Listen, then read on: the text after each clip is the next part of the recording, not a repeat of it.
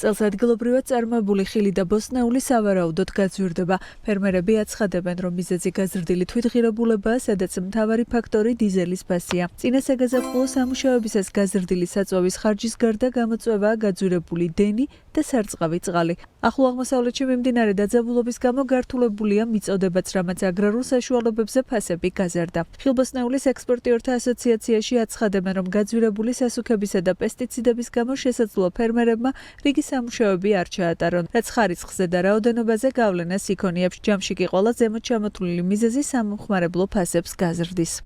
წინასწარი მონაცემებით გამომდინარე იქიდან, რომ საწვავის ფასები საგრძნობლად არის მომატებული და შესაბამისად სხვა დანარჩენ ყველაფერზეც და იმის გათვალისწინებით, რომ ინფლაციაც საკმაოდ მაღალი ტემპით მიდის ქვეყანაში, რა თქმა უნდა, ფასების კუთხით შემცირების ტენდენცია ნამდვილად არ არის მოსალოდნელი.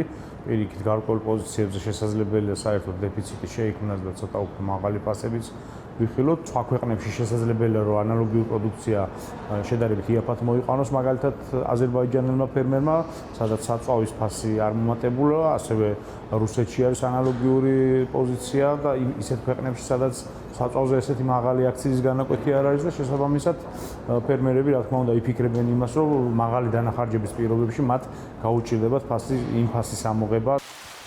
ფასების გამსაზღვრელ ფაქტორებს შორის არის არასტაბილური კლიმატური პირობები, რომელმაც გასული დღეების განმავლობაში მოსავლის დიდი ნაწილი უკვე დააზიანა. ფერმერთა ასოციაციაში აცხადებენ, რომ ფასების ზრდის წინაპირობაა მუშახელის ხარჯის მატებაც. იქიდან გამომდინარე, რომ დიზელი დაახლოებით 30%-ით გაძვირდა დღეის მდგომარეობით, შარშანდელ ამ პერიოდთან შედარებით. ის რომ სარწყავი წყალიც გარკვეულწილად ძვირდება, თუმცა დიდ ნაწილს სახელმწიფო ასუბსიდირებს, მაინც უძვირდება ფერმერს. ელექტროენერგიაც გაძვირდა მოგეხსენებათ, მათ შორის რეგიონებში და ისეთი დარგები, როგორც არის მაგალითად, სადაც იყენებენ ინტენსიურ მორწყვას, ძირითადად მაინც ელექტროენერგიაზე მუშაობს ესეთი სარწყავი სისტემები და ამდენად გამოიყენება ელექტროენერგიაც. მუშახელი წლიდან წლამდე ძვირდება და სამწუხარო წელსაც მოლოდინია, რომ გაიზრდება მუშახელის ხელფასი. აქედან გამომდინარე, რა თქმა უნდა, ეს აწვება საბოლოოდ წარმოების ხარჯებს. ფერმერი ილია ყავრელიშვილი დღეს არსებული ფასების გათვალისწინებით ამბობს, რომ კარტოფილის თვითღირებულება 25%-ის ფარგლებში უკვე გაძვირებულია. მისივე ვარაუდით ფასების მატება გარდაუვალი იქნება იმპორტირებულ პროდუქციაზეც.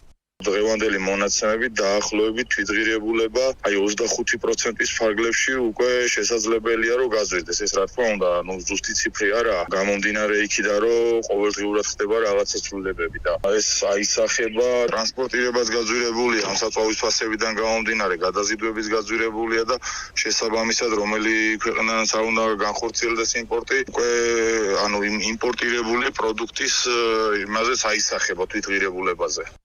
ენერგომატარებლების გამო ფასების ზრდას არ აანონსებს ფერმერი და კომპანია ტირიფონის ბაღების დამფუძნებელი. ზურაბ გოჯიაშვილი ამბობს, რომ ხარჯების ოპტიმიზაციისთვის ყველაზე მნიშვნელოვანი მოსავლიანობის გაზრდა, რაც განვითარებული ქვეყნების მაჩვენებლებს მინიმუმ ორჯერ ჩამორჩება. კომპანია, რომელსაც მე პირადად ხელმძღვანელობ, მიმართულია იმაზე, რომ მაქსიმალურად შეეცადოს ხარჯების ოპტიმიზაციას. არ გამოვიყენოთ ზედმეტი არც სასუქი, არც საწვავი, არც წყალი, არც ზედმეტი ოპერაცია გამოვიყენოთ, რაც არ არის საჭირო, არ გავაკეთოთ იმისათვის, რომ ძალიან არ გაგვიქცეს ფასები. იმიტომ რომ ყველანი ვხედავთ, რომ ფასების ზრდას არ შეიძლება არ მოყვებოდეს რეალიზაციის შემცირება. ჩვენი უდიდესი რეზერვი მდგომარეობს წარმადობის გაზრდაში. ჩვენი წარმადობა ანალოგიური მეურნეობების წარმადობას ჩამორჩება საშუალოდ ორჯერ. სექსტატის მიერ 2026 წლის მარტის ინფლაციის ამსახველი ანგარიშის თანახმად 10 ყველაზე გაძვირებულ პროდუქციას შორის 6 ხილისა და ბოსტნეულის კატეგორიიდან იყო. მარტში წლიურ ჭრილში ყველაზე მეტად 92%-ით ქლიავი გაძვირდა. მესამე პოზიციას კი 57%-იანი მატებით მწვანე ლობიო იკავებდა.